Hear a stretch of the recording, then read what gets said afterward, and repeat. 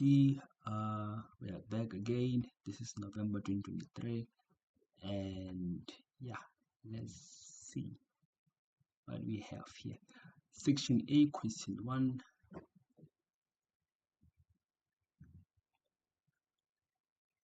The marketing channel where livestock is sold to the highest bidder. We have the options: A, farm gate; B, auction; C, direct marketing; D, indirect marketing. And okay, just to elaborate the approach that I'm using here, this is just for practice purposes. So on the left hand side, I have my questions, and I'll be using this this quiz post feature where I will have to select one of the options here, and I will get a feedback. Okay, so it will indicate to me, or okay, this answer that you have selected is correct or wrong. Then if it is correct or whether it is wrong, it will give me an explanation on why this answer is correct or is wrong. Okay, the reason why. Okay, and yeah, I think that's the best thing that I have here, which is interesting, engaging, and interactive. Okay, this system is responsive. Right, so the marketing channel where livestock is sold to the highest bidder. Farm gate is when we sell our produce in front of the gate of the farm. So that's not the highest bidder. It doesn't involve selling to the highest bidder. Auction, yeah, auction, that's when we sell to the highest bidder. Direct marketing, no. Indirect marketing, no. So the correct answer is B, auction. And we have the explanation. In this system, consumers set the price for livestock themselves. Okay, so basically an auction, there's a place where a group of buyers, they come and they will compete on buying a certain livestock. Let's say livestock, because most of the time they do it with livestock. So they will compete in terms of trying to buy that livestock. Okay, so they will say, okay, who can buy it with 20,000, and the one who can buy it with 20,000 can raise his or her hand and can say, okay, 20,000, I take it. Then others can say 30,000, goes like that. So in this system, consumers set the price for livestock themselves. Buyers make offers or price bids based on how much they are willing to pay, and auctioneers sell the livestock to the highest bidder. Okay, they sell the livestock to the highest bidder. So this approach seems advantageous for customers, as they pay less for livestock depending on their purchasing power, which is determined by the limited income or salary available for spending. But okay, this one is not important. This last sentence is not important, but what I need us to look at is that buyers make offers or price bids based on how much they are willing to pay, and auctioneers sell the livestock to the highest bidder. Okay, that is the auction. 1.1.2, the phase in the entrepreneurial process where a farmer secures capital for infrastructure and equipment. Okay, this is B. Okay, it's B, which is resource mobilization, mobilizing the resources. Do we have? Yeah, we have the explanation. Resource mobi resource mobilization. This phase involves securing the necessary finances to acquire equipment and infrastructure for the business, which is crucial for its initial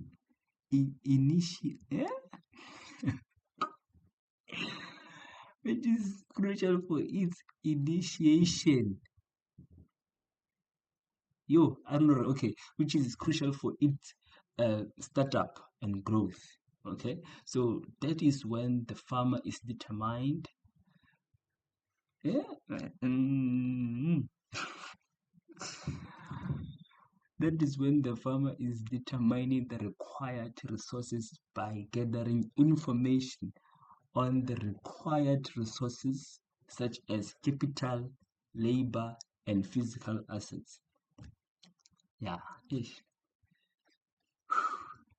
English.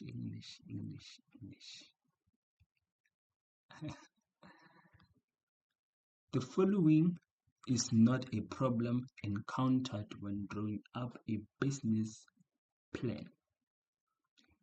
So, which means here they've listed the problems that are encountered when a business plan is executed, okay, or when drawing up a business plan. So, and the question wants what? The one that is not a problem. That means we have the ones that are problems, and we have to take out the one that is not a problem. Okay. So we have the plan that is vague and full of loopholes. Okay. B, we have unrealistic assumptions and projections. C, a business is financially strong. D, hiding weaknesses and risk. Okay, so let's check out those options that are problems encountered when drawing up a business plan. So the plan that is vague with loopholes is the problem that is encountered. Unrealistic assumptions and projections, that's one of the problem. Hiding weaknesses and risk, that's one of the problems. So that means C is not a problem encountered when drawing up a business plan. Business is financially very strong. That's not a problem. That's not a problem. And we have an explanation. One thing that I love about this thing.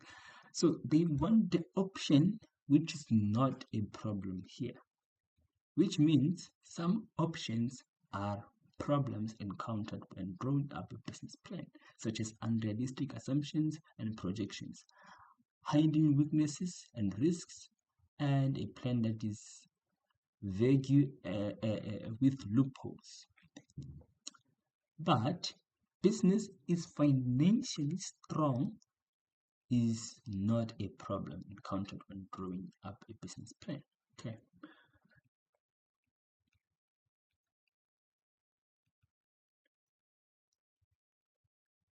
One point four. When a price is fixed in a market, Roman figure 1, the price set for the goods and services allows bargaining. Roman figure 2, the price is held constant regardless of the cost of production. Roman figure 3, the price is maintained at a given level by controlling supply and demand. Roman figure 4, there is an agreement between the participants to buy and sell at a predetermined price. Choose the correct combination. We have Option A, B, C, and D. Okay. And the correct answer here is B. That's B.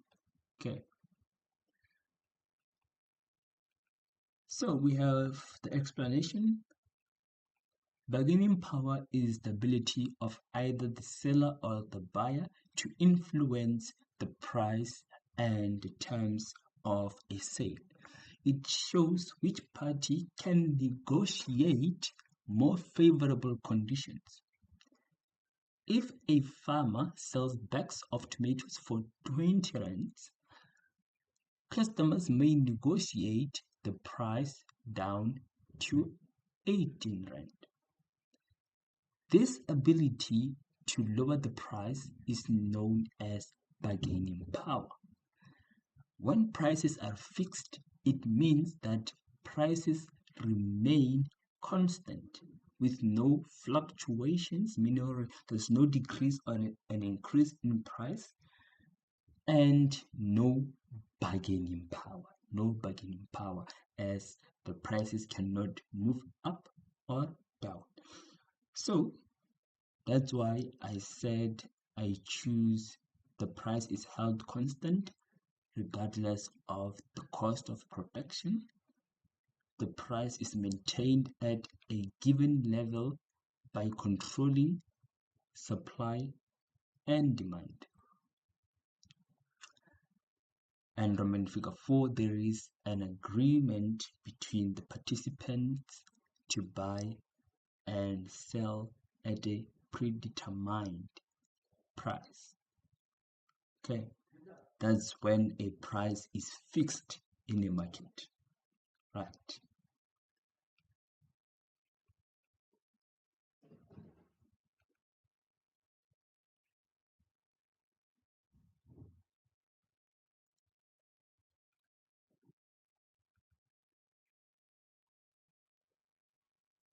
Right. 1.1.5, the management strategies that allow a farmer to manage risks. Option A, we have diversification and risk sharing. Option B, risk sharing and problem solving. I don't know about problem solving. So there is something wrong there with option B. C, diversification and organizing. No. D, specialization and planning. No. Which means that the possible answer is A, diversification and risk sharing. For the A, yes, that's correct. Explanation, a diversification strategy is a business approach where a farmer invests in different types of enterprises like running crop business and livestock businesses together. This helps to lower risks and increase profits. Risk sharing strategy is a management strategy where the cost of unexpected events is shared by several parties. For example, insurance for financial claim if there is crop failure due to environmental disasters on the farm. Okay, so yeah, that's why I said diversification and risk sharing. Give it a like. 1.1.6.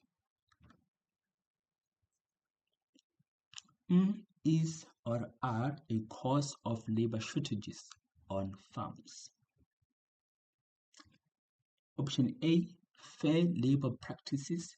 Option B, the provision of medical insurance and pension. C, less attractive working conditions. D, the provision of incentives. Let's remind ourselves of the required. Is or are a cause of labor shortages on farms. So by using common sense, we start by using common sense. The provision of incentives cannot cause labor shortages, because incentives, it does, they provide extra benefits, can be monetary or non-monetary, but they are the benefits, okay, extra benefits that encourages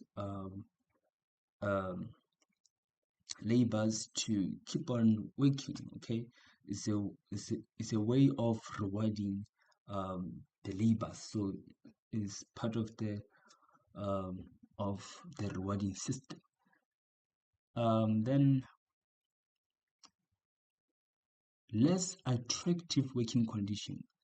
Okay, so less attractive working conditions, it does mean the working conditions are not pleasing, okay, they're not good, and maybe they're not modernized. Then when comparing these working conditions with other working conditions, we can see, okay, these working conditions on the farm, maybe there is no um, there is lack of technology. Maybe we don't have technology, or we don't have air conditioners, we don't have proper lightnings, or other. Agree, we have the physical components and the behavioral components of the working environment. But let's not get into details. But less attractive, that means it is not pleasant to work in that place. So the laborers can leave farms because of that. So it can be one of the factors that cause labor shortages on farms. So option B, the provision of medical insurance and pension fund. So people want to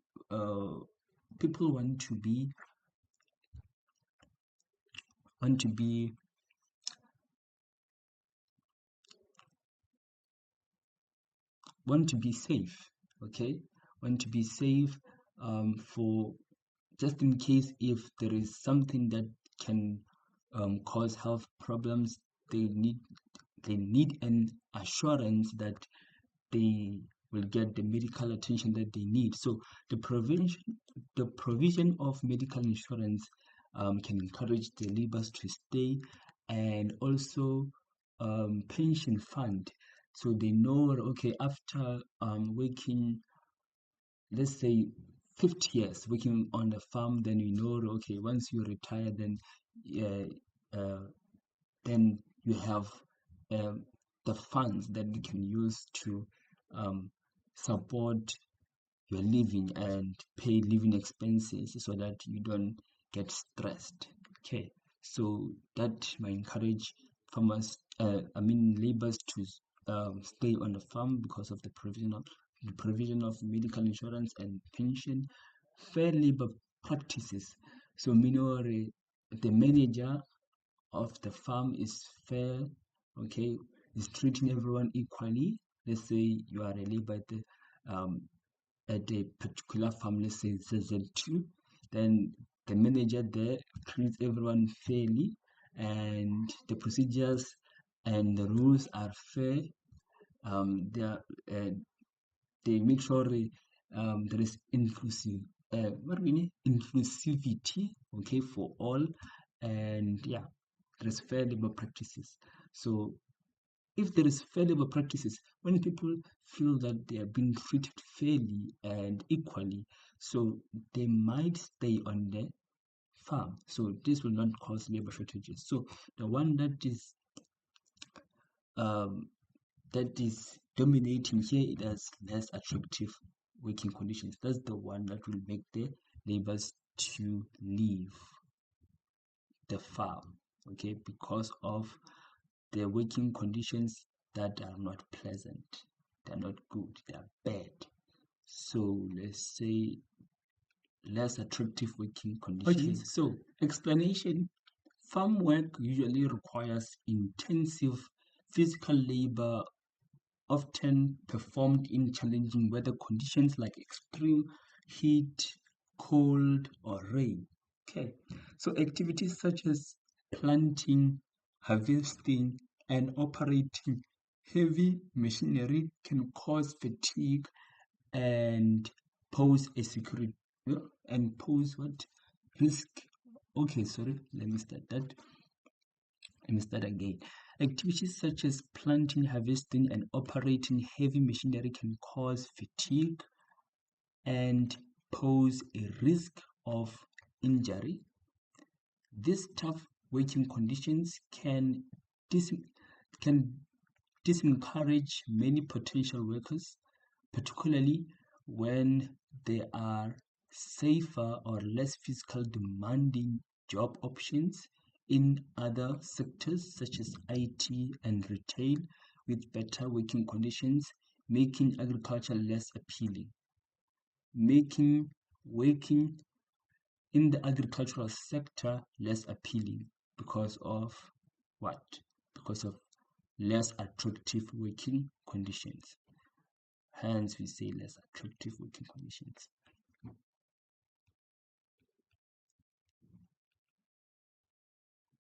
One point seven. The following description implies that land is indestructible.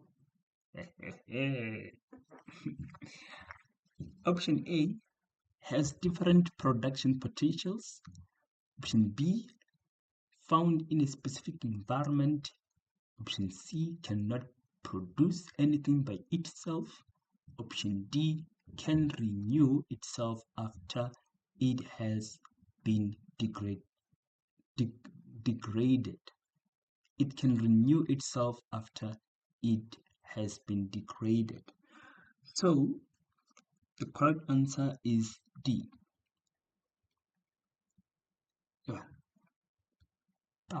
Yes. Explanation. Okay. So explanation. It is one of the economic characteristics of land. It states that land cannot be created or destroyed. Land cannot be created or destroyed. Soil renews itself and does not wear out, age, or depreciate. Land does not depreciate. Okay, so that's why the question was saying the following description implies that land is indestructible. Okay, which is D.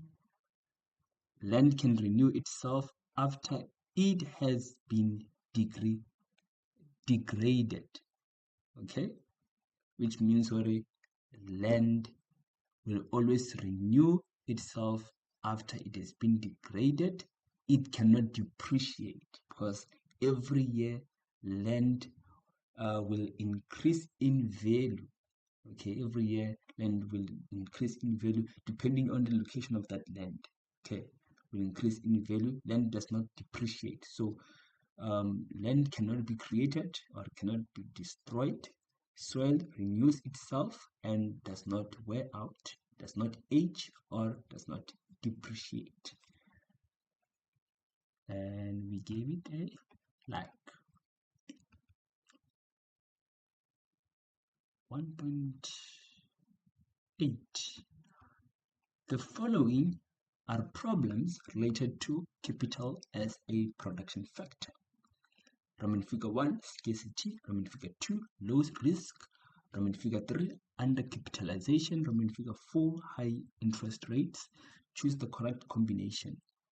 Option A, B, C, D. And we take C.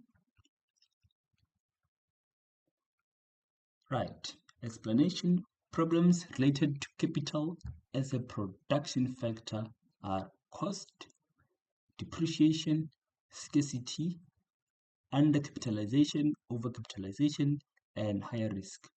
Lower risk is wrong. Okay, so here the question wants what? The problems related to capital as a production factor. Okay, so which means we have scarcity. Okay, we have undercapitalization and high interest rates. Okay, that's the ones that are problems related to capital as a production factor. Okay. So lower risk is wrong. We don't have lower risk.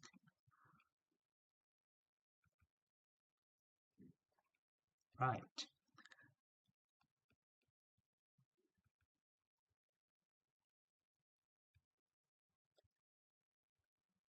One point 1.9, when the alleles on homologous chromosomes differ, an organism is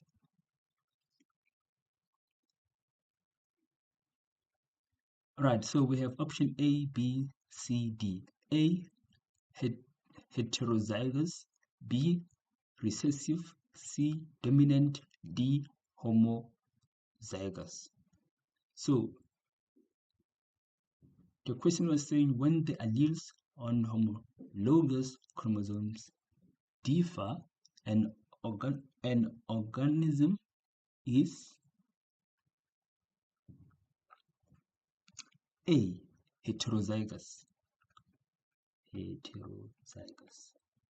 Ah,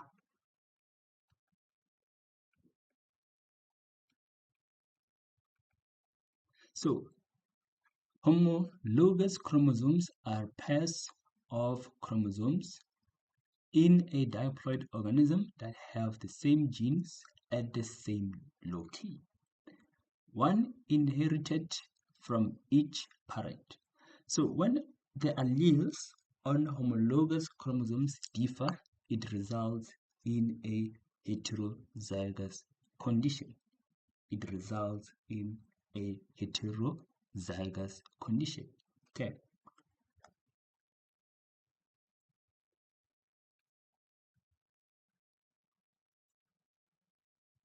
So one question that you may ask is about homozygous. So what can we say about homozygous? Homozygous, that's when the alleles on the homologous chromosomes are the same. Then it will result in a homozygous condition. That's only when the alleles are the same.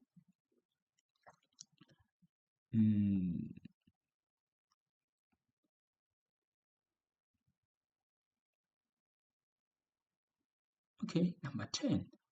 Okay, 1.1.10 is a measure of how much better or less than average the offspring of an individual will be for a particular characteristic.